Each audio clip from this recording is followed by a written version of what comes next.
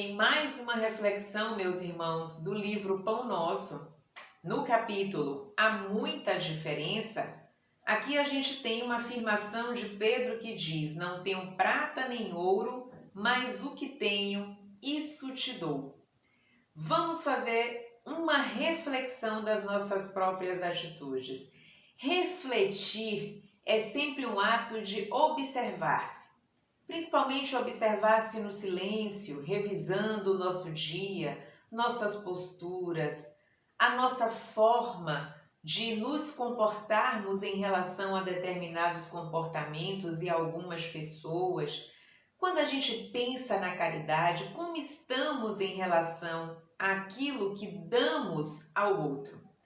Geralmente a gente já se coloca como uma pessoa muito altruísta quando damos algo a alguém que julgamos que necessita, como uma roupa, um sapato, uma alimentação. Mas precisamos mesmo, de fato, imaginar quem dessa relação é o mais necessitado.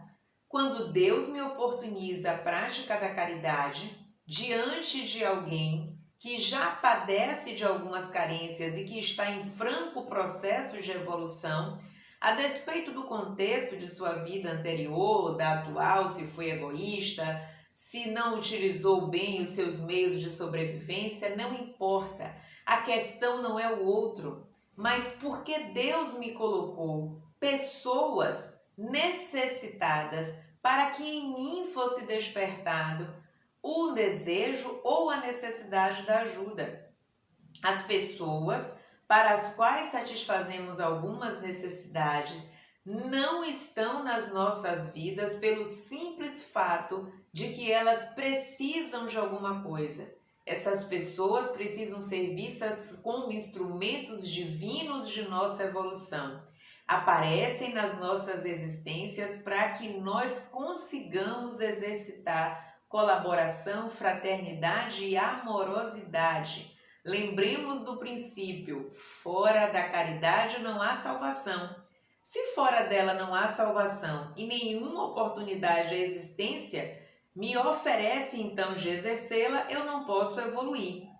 Pensando por esse princípio, não é o outro quem precisa da minha caridade, sou eu quem preciso dele para ter a oportunidade de exercitar a amorosidade.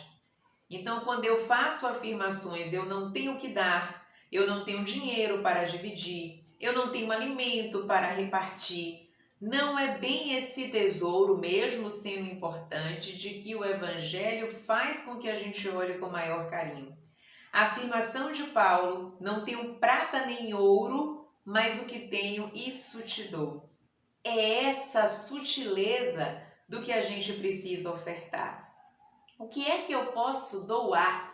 O que é que eu posso dar ao outro? Eu posso dar o meu tempo, a minha dedicação, a minha energia. Quando a gente pensa, por exemplo, a função dos médiuns passistas ou dos fluidoterapeutas, há ali uma doação do seu próprio fluido magnético, do seu fluido orgânico, que mesmo que venha a ser potencializado, e o é pelos espíritos, há uma parte que é de sua doação.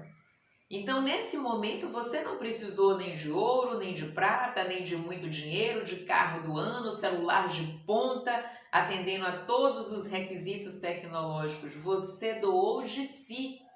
Isso me fez lembrar a afirmação de Jesus: saiu de mim uma virtude. Mas essa virtude saiu de Jesus pela necessidade daquela mulher que ali passou. Se não fosse ela, aquela virtude não sairia. E ninguém recebe algo se não fez jus ou se não foi do seu merecimento.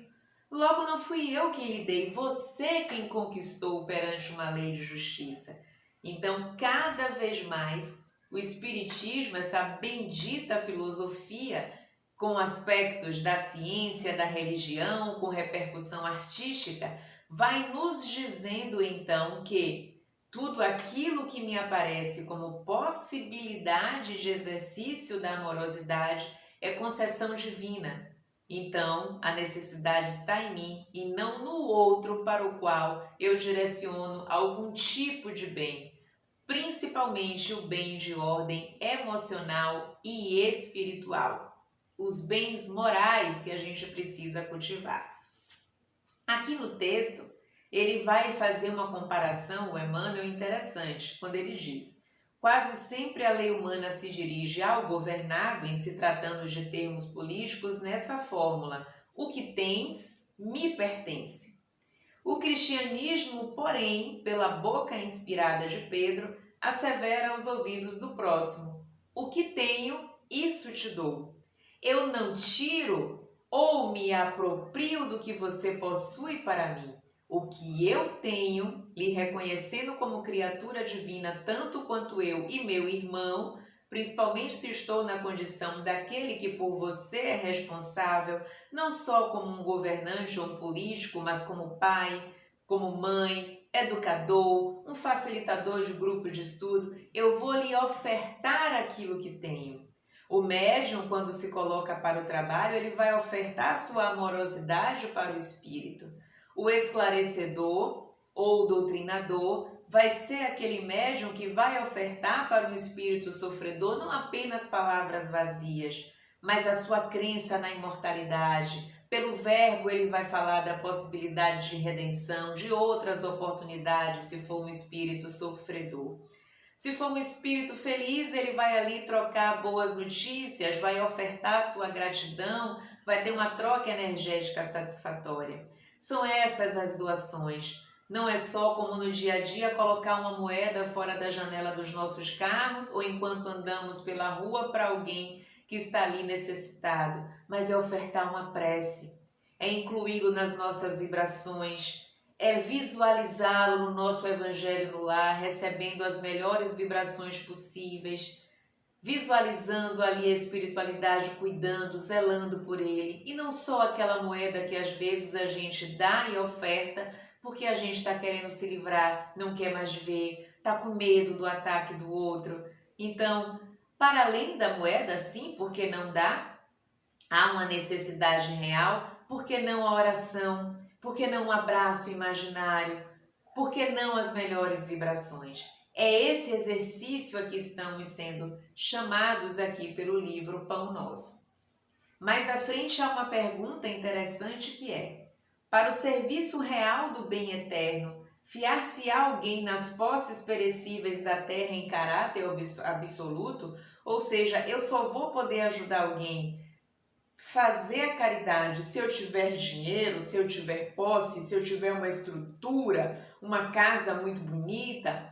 Eu preciso, por exemplo, para fazer com que o centro espírita funcione, que ele tenha 10, 100 andares, muitas salas? Não. Às vezes apenas um salão dá conta se o que tem ali é amorosidade abundante, se eu oferto daquilo que tenho.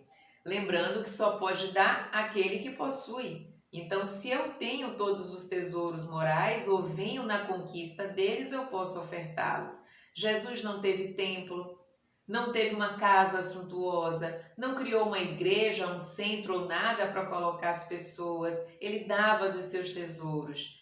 No Sermão do Monte, nas ruas por onde passava, nas casas que visitava, ele dava o que ele possuía. E é essa simplicidade que a gente precisa recuperar e que aqui está sendo recomendada pela leitura que estamos fazendo. A resposta à pergunta feita é: o homem generoso distribuirá dinheiro e utilidades com os necessitados do seu caminho. Faz parte. É interessante que a gente também aqui não ache que dar o dinheiro, uma roupa, a comida não seja o suficiente ou não seja uma característica de uma pessoa generosa ou amorosa. Não é isso que se está dizendo. Mas ele diz: entretanto, não fixará em si mesmo a luz e a alegria que nascem dessas dádivas se as não realizou com sentimento do amor, que no fundo é a sua riqueza imperecível e legítima. Então, ao dar o dinheiro, a roupa, dê com amorosidade, dê pensando no bem que vai fazer ao outro. Dê e oferte com a satisfação e a garantia daquela emoção sentida pelo simples fato de fazer bem, sem esperar a gratidão, sem esperar o muito obrigado. É pelo prazer de dar. É porque isso já é uma conquista. O dar o amor, a gente o faz sem esperar que o outro recompense. É pelo simples fato de amar. Por mais que ainda não consigamos, vamos precisar exercitar. Então, se eu não tenho ainda essa amorosidade genuína, dê a si mesmo. Em algum momento você vai experimentar a satisfação do fazer pelo prazer de fazer o bem. Mas a gente precisa começar com o dinheiro, com um abraço, com uma palavra de incentivo, até que a amorosidade, porque ela vai aparecer, porque os espíritos perceberão o nosso impulso pela melhoria e essas emoções vão sendo substituídas. Então, aquelas que antes nos incomodavam, que causavam enfado, que encarávamos como obrigação, vão se transformar em prazer e amorosidade. E cada vez mais a amorosidade pequena, ao ser alimentada, ela vai ficando robusta e vai se apresentar cada vez mais até que a gente chegue na plenitude, naquela plenitude de ofertar sem esperar recompensa, que é o caminho de todos nós. Ele vai dizendo então que cada individualidade traz consigo as qualidades nobres que já conquistou, que todos nós temos qualidades já conquistadas e com que pode avançar sempre. Então, se eu não tenho ainda essa generosidade ou esses sentimentos aqui colocados, vá buscar por eles. E aí, no terreno das aquisições espirituais, você cada vez mais vai subindo degraus de ordem superior no campo do amor.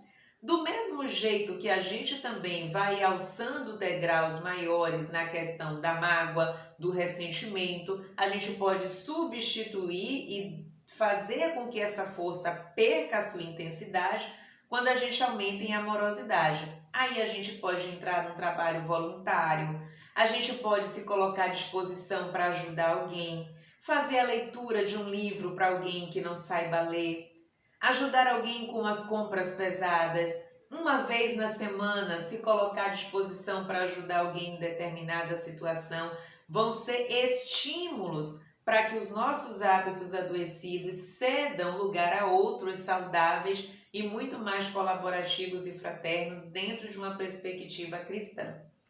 E ao final do capítulo, Emmanuel, com sua sabedoria, nos diz: não ouvistes a palavra amorosa de Pedro e dá de ti mesmo, no esforço de salvação, porquanto quem espera pelo ouro ou pela prata, a fim de contribuir nas boas obras, em verdade ainda se encontra distante da possibilidade de ajudar a si próprio e fica distante porque acha que a doação vem do externo. O melhor presente vem do nosso interior, vem dos tesouros da alma que já conquistamos, vem da labuta que ainda estamos enfrentando para conquistar outros valores e que quando doamos significa que conquistamos. Então solidifiquemos os bons sentimentos, as boas emoções, os tesouros da alma, nos habituemos a praticar o bem para que a gente possa ofertá-lo sem nem sentir. E aí sim vamos chegar naquela condição de Jesus. Uma virtude saiu de mim. Isso vai ser tão natural que nós vamos chegar no estágio que nem perceberemos, porque o bem será o destino de todos nós e uma realidade não mais distante, mas sim a verdadeira essência da nossa vida e das nossas existências em sociedade. Seja essa sociedade em que estamos encarnados ou na sociedade que temos no mundo espiritual e com a qual estamos permanentemente em contato. Que Deus nos abençoe a todos, muita paz e boas reflexões.